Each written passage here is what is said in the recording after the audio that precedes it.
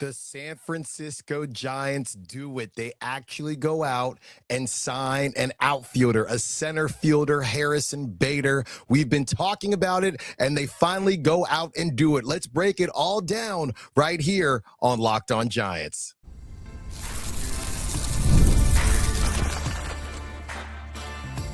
You are Locked On Giants, your daily San Francisco Giants podcast. Part of the Locked On Podcast Network, your team every day.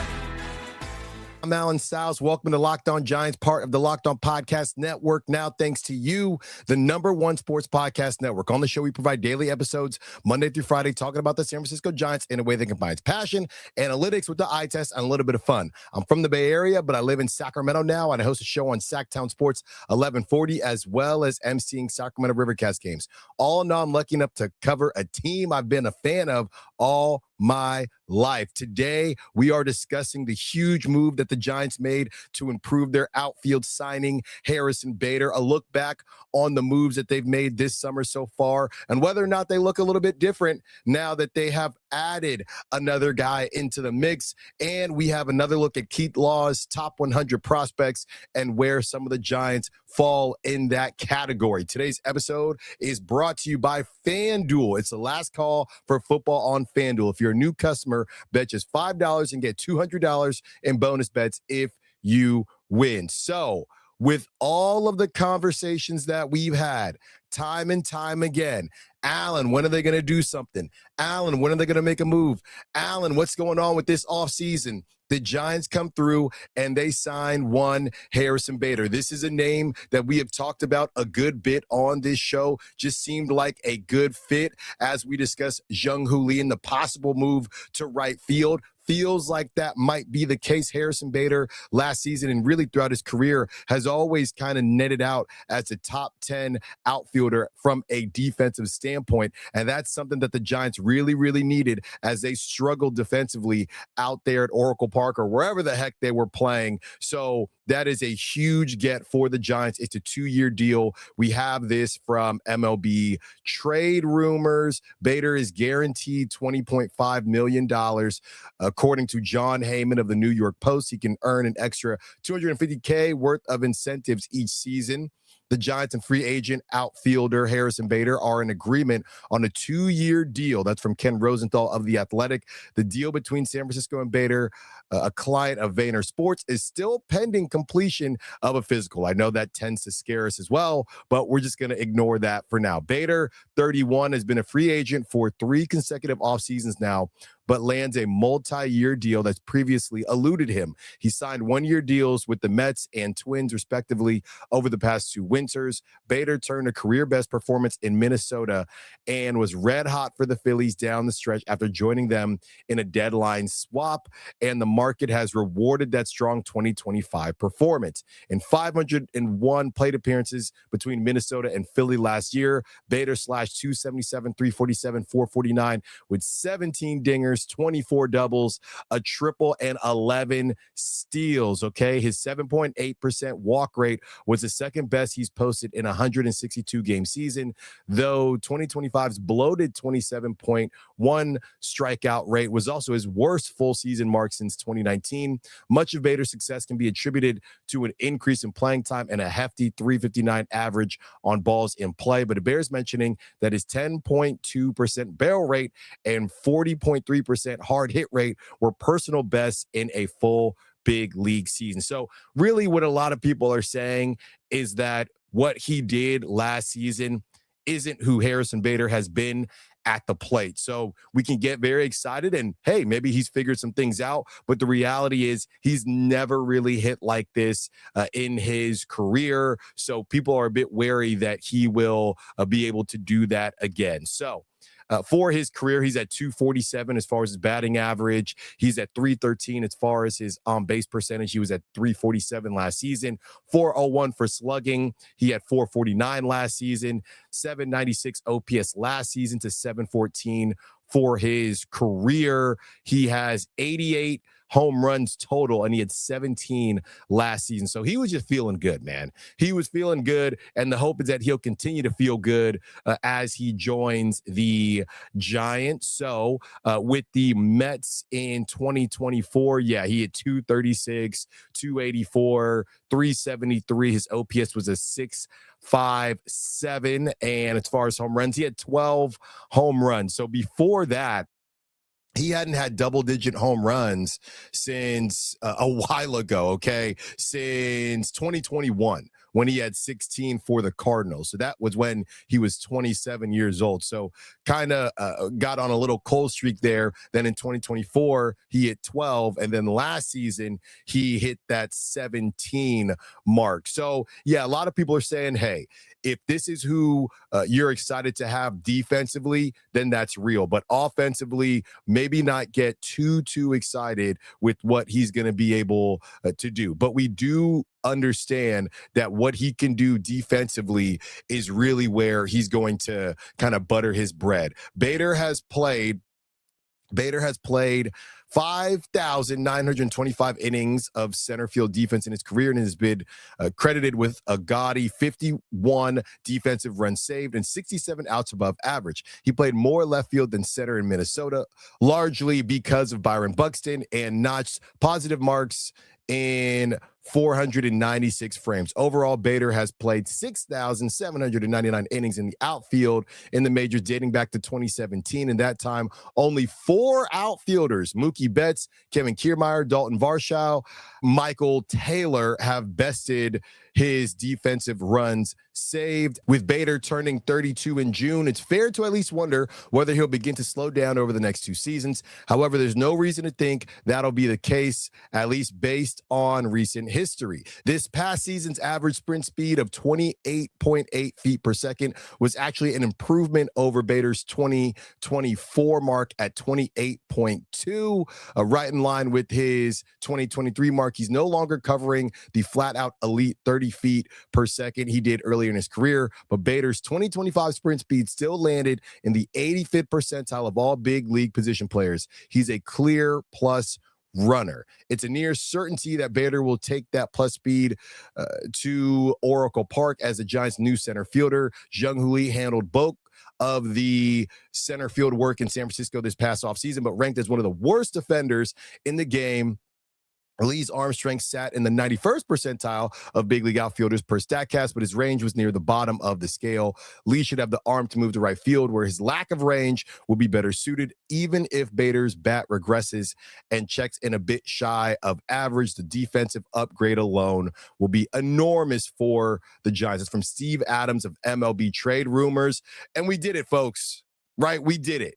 We sat there and we said, will you at least do something, Giants? Go out and get some type of position player. And they actually went out and did it. So I'm very excited.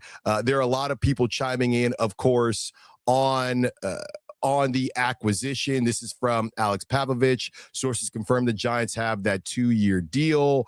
And he says, assuming Bader will play center field, Jung-Hoo Lee moves to right field. That's a huge upgrade for what was an awful defensive outfield last year. All right. So again, all the metrics, the DRS, OAA, FRV, you have somebody in Harrison Bader, top 10 in all of them. Okay. So now he's bringing that type of defensive mindset to the Giants. And this is exactly what the doctor ordered. This is what the Giants have been saying to us, right? They continue to tell us we care about defense. We care about defense. We care about defense, but we weren't necessarily seeing it. And now we are in a huge move. So I wanted to lay that out for you. Let's go through everything that the Giants have done so far this offseason on the other side. It might make you feel a little bit better about what kind of has felt like a very low-key offseason for the Giants. More Locked On Giants coming up. It's the last call for football on FanDuel. One final Sunday, one last kickoff, the final chance to get in on the action before the NFL season officially comes to a close. This is Super Bowl 60, and FanDuel is making sure you're right in the middle of it with a special offer just in time for the biggest game of the year. Whether you're backing the favorite, riding with the underdog, or building one last same-game parlay, this is the game everyone's been waiting for. This is where predictions turn into plays, stats turn into storylines, and every snap feels bigger. It's the perfect way to cap off the season and make the Super Bowl even more exciting from kickoff to the final whistle. If you're a new customer, bet just $5 and get $200 in bonus bets if you win. Make it count, because after the Super Bowl, the season is over. Last call for football on FanDuel, an official sportsbook partner of Super Bowl 60. Visit FanDuel.com to get started.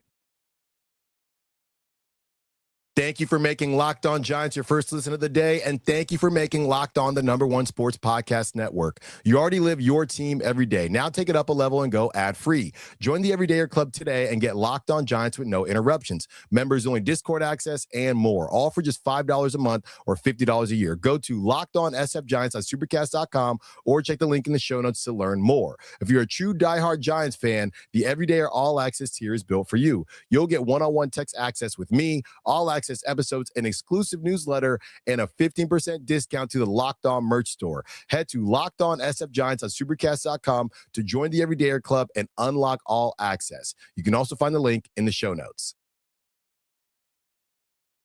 So as we continue on here, the Giants, they go out, they get themselves a center fielder. And look, I'm not going to sit here and pretend like all is well and all is good in the Giants neighborhood just because they went out and got Harrison Bader. But aren't you just excited that they did something?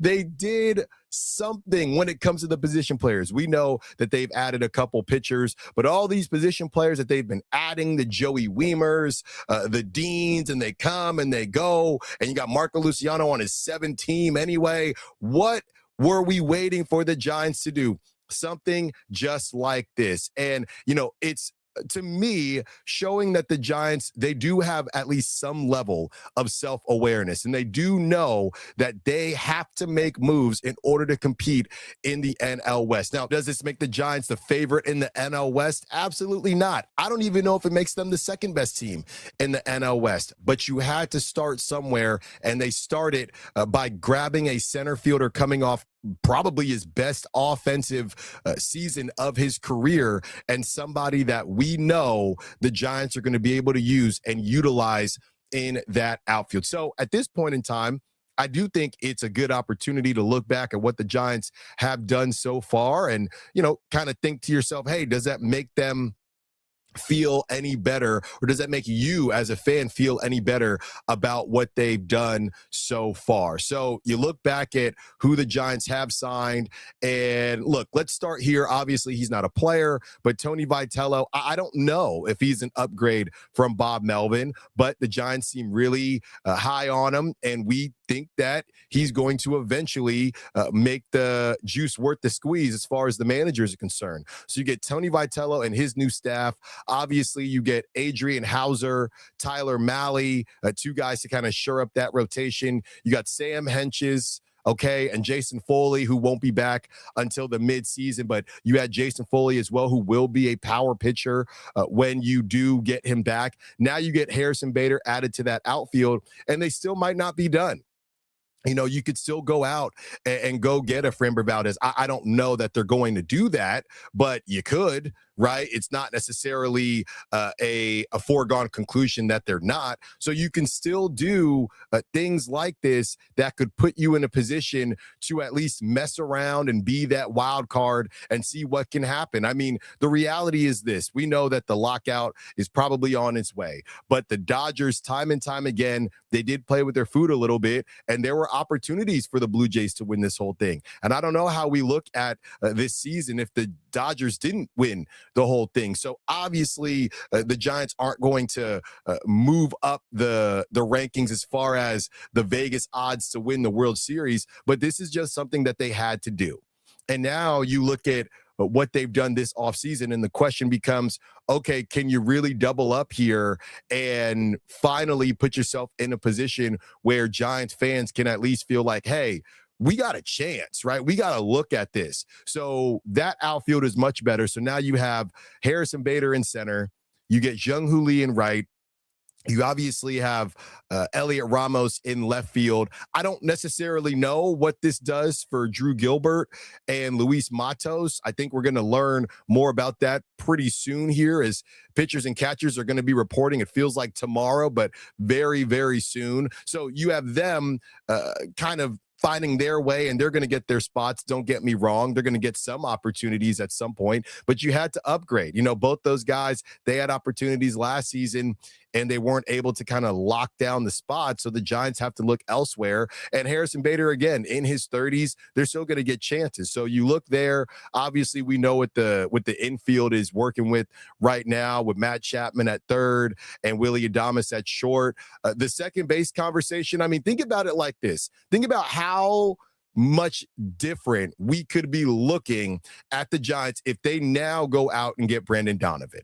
Right? If they now go out and they say, okay, cool, we like you, Casey Schmidt, but we want to go out and get somebody that we know is proven, an all-star, and we go get a Brandon Donovan. And then, of course, you have what's going on at first base with Rafi Devers, and you're going to get a look at Bryce Eldridge. I mean, that would make you feel pretty darn good. Again, they're not going to be the favorites, but that would make you feel pretty darn good about what the Giants have cooked up in a season where we didn't expect this to be the case at all. So I think it, almost flips what the Giants were attempting to do. Not that it's a complete 180, but it does put them in a position where people can say, okay, well, the Giants went out and they did stuff, right? They did not get the big name. At least they haven't gotten the big name yet, but they went out and they made sure that everything that they were trying to take care of, right? That priority list that we asked about. What is the priority list for the Giants? Well, it tells us right now, number one was saving money, but we're going to be positive here. Number two was making the defense better. And that outfield was bad. And a lot of people, comments on social media, on YouTube, thought that I was trying to be a hater with Jung-Hoo Lee. It was not that. You had Pavlovich talking about it. You had Susan Slusser talking about it. The numbers were the numbers. Okay, so, maybe I'm going to victory lap a little bit just because the Giants went out and they did something. It was never anything personal, right? It was what it was. We watched it. We all watched the same thing. And the Giants felt like, look, and Jung-Hoo Lee will probably still play some center. Like I said, Harrison Bader is not going to play every single day. He's going to play a lot of the days, but there are going to be days where he gets some time off. So Jung-Hoo Lee, I think, would maybe slide in there. Maybe they give it to Grant McCray or Drew Gilbert, whatever the case is. But it was always just about making the Giants better and how the Giants could finally figure out a way to shore up that outfield, because you can't run around saying that you are a defensive-focused team when your defense wasn't good. Your defense wasn't good. So they decide, okay, this is how we're going to go about things. We're going to go get Harrison Bader. We hope that he hits the way he hits, the way he just hit last season. But even if not, we are going to make sure that our defense is better. Because if you are going to go a little bit cheaper with the pitchers, we don't know what that's going to look like. They didn't go out and get the biggest names on the market. So you have to make sure that if these guys are letting the ball get put in play, you got dudes out there that can defend it, right? You got dudes out there that can go get it, that can go track it down. And you can't have an outfielder with questionable range in center field, right? You could have an outfielder with questionable range in left or right. It's not ideal, but center field, if you are a defensive-focused team, has to be a priority. So this is the Giants prioritizing it and saying, all right, we understand, we're self-aware enough to understand that we have to get better here. So they do that in the form of Harrison Bader, who throughout his career has been a top 10 defensive center fielder. So it's very, very simple. Hey, we need to make our defense better. Let's go ahead and do that. Now, I don't know if Bader is going to hit the way he just hit, but maybe this turns into Jung-Hoo Lee getting even better at the plate because he's not worried about it. Look, from personal experience, if you are not somebody that is extremely comfortable at a position, it 1,000% affects your hitting. And Jung-Hoo Lee actually started to figure some things out at the plate. He's been hitting pretty well. So think about it if he has to think about defense even less. right? It was the same thing I felt like in my career. I wanted to be a center fielder. I enjoyed, right? I enjoyed being that guy, but the reality was I got to chill so much more in left field, and that did help my hitting. So this is something that's been talked about all the time. This is why those positions, you are expected more, right? They expect more out of you. If you're in left field, they expect more out of you. If you're in right field, they expect more out of you at the dish because you don't have to focus as much defensively. The positions that are a little bit different when it comes to those spots, shortstop, center, catcher, they put more on you from a defensive standpoint. So a lot of times those guys will get a pass when it comes to hitting, and hopefully, you can just be a two-way guy and do both. But in those spots, you can't necessarily lose out on one thing or the other, specifically not defense, when you are at a premium position. And center field is a premium position. So we're going to keep this conversation going. I know I mentioned the top 100 prospects, and we're going to get to that. But I feel like we've been doing a lot of prospect talks as well. So we're still going to keep this going with Harrison Bader and everything that has kind of been laid out and what the Giants could do next to really look at this offseason as a W instead of what a lot of people were calling an L. More Locked On Giants coming up. One more segment with you, and yeah, I'm just going to lay out what I saw because I did think it was interesting, but it feels like because we had a lack of moves, the last couple weeks here, we've been really harping on the prospect list. So this is from Keith Law, and Keith Law has his top 100 prospects in the Athletic. All right. So you got Bryce Eldridge at 23. You have Josuar Gonzalez at 38. And you have Gavin Kilen at 69. And I will say this, just as far as why it is worth bringing these names up. If the Giants do want to double down or triple down or whatever it is and really make something out of this season, you can use some of your prospects and the farm system in order to get there. Now, obviously, Bryce Eldridge, we don't think he's going to be included in any of these conversations. But looking at somebody like a Gavin Kilen, that might be a conversation where you say, hey, if we can flip-flop him for Brandon Donovan, hey, you get a young infielder as you're starting to really restart this thing out there in St. Louis. We're going to go ahead and take your infielder that doesn't really fit your timeline anymore.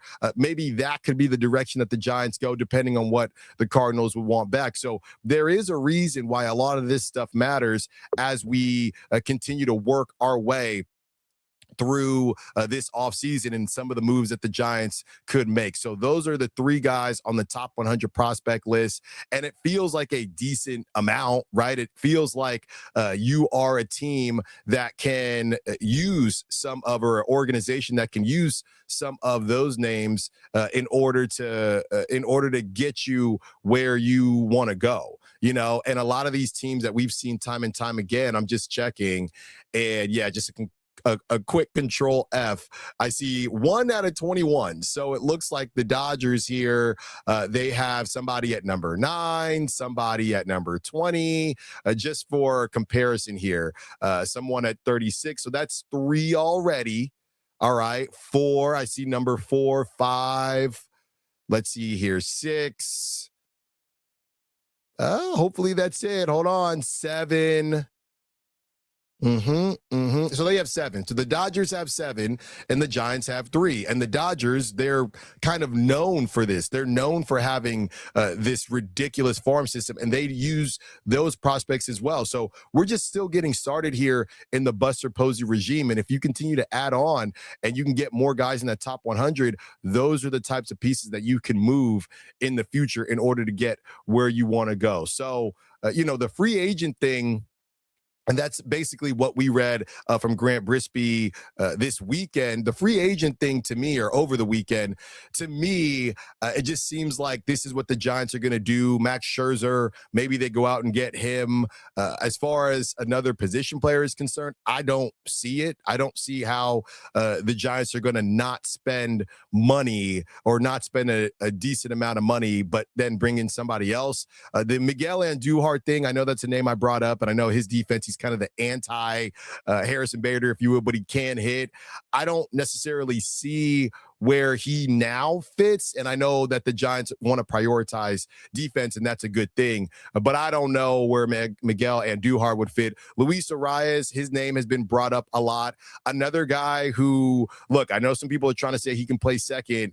He's another one where defense optional. Okay, defense optional. He really just plays first. And with the Giants and what they got going on at first base already, with two guys kind of fighting for playing time, if you will, I don't necessarily see where Luis Arias fits in. I know he's a great bat, so maybe you can just DH him.